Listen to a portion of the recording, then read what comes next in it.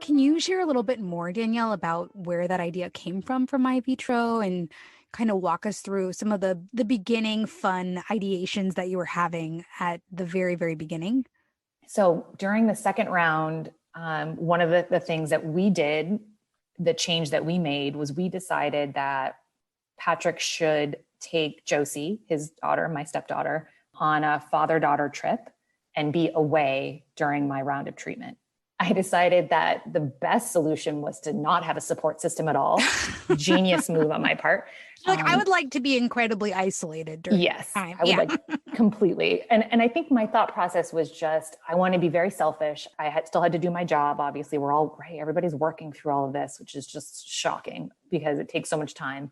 So and the compartmentalization you have to do when you're working and going through IVF is borderline like insane. Crazy. Yeah, exactly. Everything's fine. Here's that expense report. Yeah. Yep. Hold on. I'll be right back. I had to just go give myself a couple shots real fast. But it's don't fine. tell anyone that. Yeah. Don't mind my runny eyeliner. It's fine.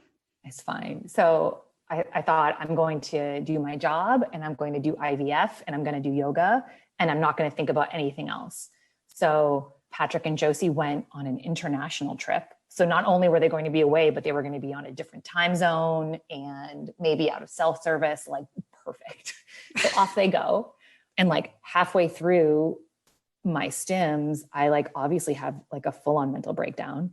And I'm like trying to talk to Patrick and he's in Iceland with Josie.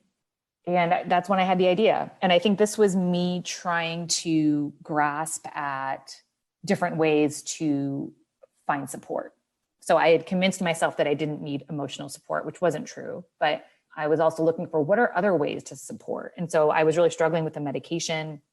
My first round, I had made a couple of mistakes. And so I had made improvements my second round. I set up a workstation. I didn't move around my house. I was very methodical with how I organized everything, on a hamper in our bedroom. And at that kind of midway point, when I was really starting to freak out about not having any support around, I said, you know what? I'm just going to buy something to organize my medication. I'm just going to go online and I'm going to look for an IVF medication organizer and I'm going to buy it. I'm going to have Amazon send it to me in 2 days. And that will help at least this part of it.